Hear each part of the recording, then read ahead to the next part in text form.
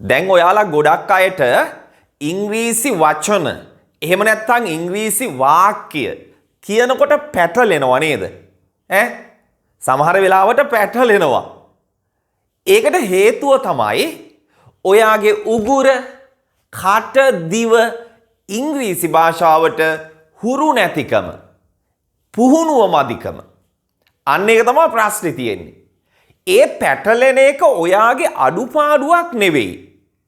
එතන තියෙන්නේ පුහුණුව මදිකමේ ප්‍රශ්නයක්. ඔන්න ඔය නිසාම බලන්න ඔයාලගේ ටියුට් එකේ අන්තිම පිටුවට මං දාලා තියෙනවා tongue twisters කියලා ටිකක්. හරි. Turn the last page. අන්තිම page එක පෙරලන්න. තියෙනව නේද? tongue twisters කියලා ටිකක් මං දාලා තියෙනවා.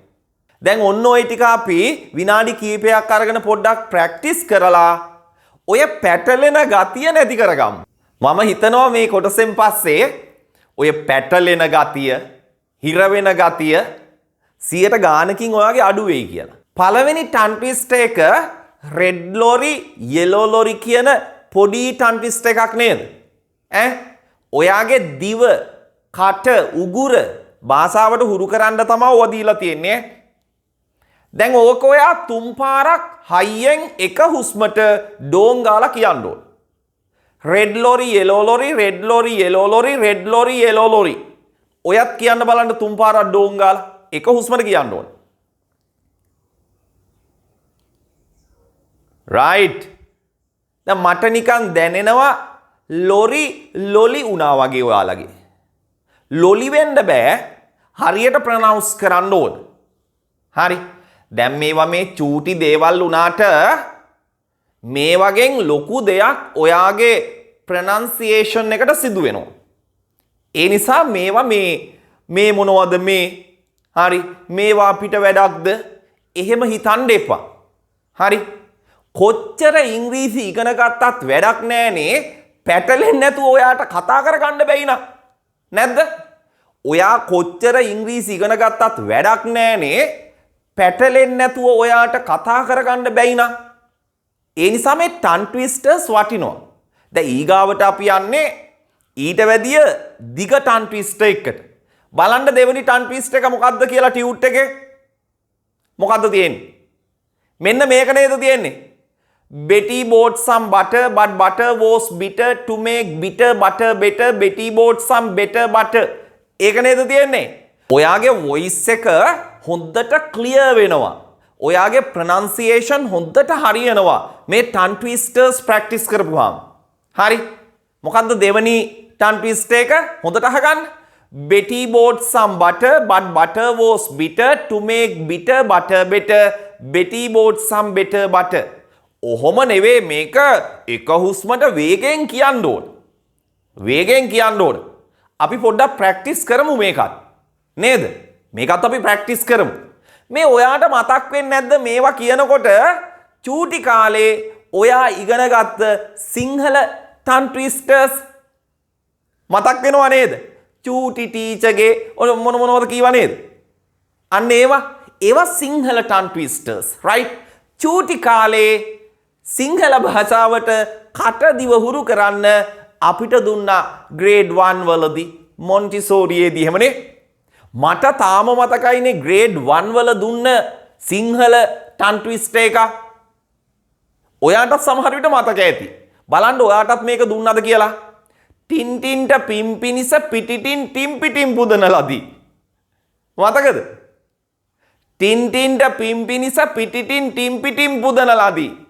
ඕක කියන්න ඕන 3 පාරක් හයියෙන්. අපි ඉතින් හයියෙන් කෑ ගහලා කියනවා. හරි. ඔය වගේ ඒවා දුන්නා. ඒවා සිංහල. හරි. දැන් මේ කතා කරන්නේ English tongue twisters. ඔයාගේ උගුර කට හදාගන්න අනිවාර්යෙන් මේවා ප්‍රැක්ටිස් කරන්න ඕන. හරි අපි මෙහෙම වැඩක් කරමු. මම කියනකොට ඔයා නෝට් එක බලාගෙන කියන්න. හරියට ප්‍රනවුන්ස් කරන්න. දෙපාරක් අපි ප්‍රැක්ටිස් කරමු right come on. Betty bought some butter but butter was bitter to make bitter butter better. Betty bought some better butter.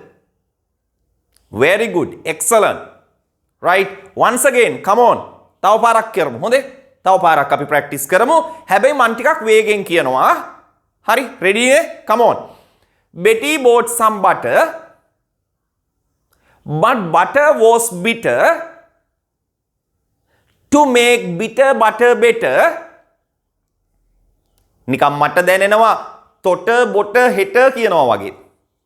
ඇයි හෙට මොනවා කරන්නද? තොට බොට හෙට කියන්නේ. හෙට ක්ලාස් නෑ. right?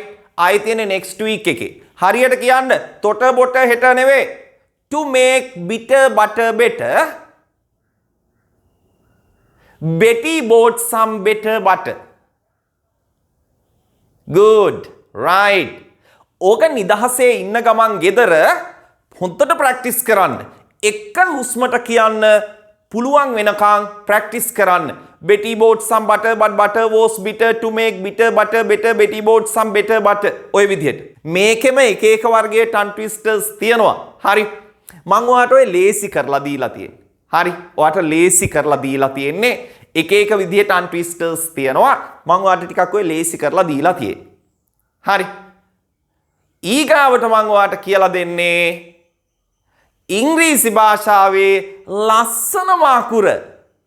ඉංග්‍රීසි භාෂාවේ ලස්සනම අකුර. මොකක්ද ඉංග්‍රීසි භාෂාවේ ලස්සනම අකුර?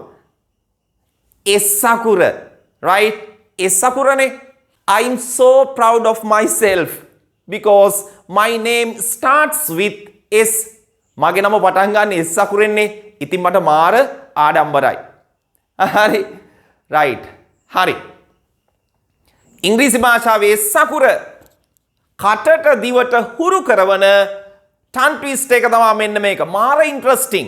මේකෙත් විවිධ වර්ගයේ tongue twisters තියෙනවා. නමුත් මම මේ ලේසි කරලා තියෙන්නේ. හරි. මේවල තේරුම් ඔයා හොයන්න උත්සාහ කරන්න එපා. මේවල තේරුම් ඕනේ නැහැ.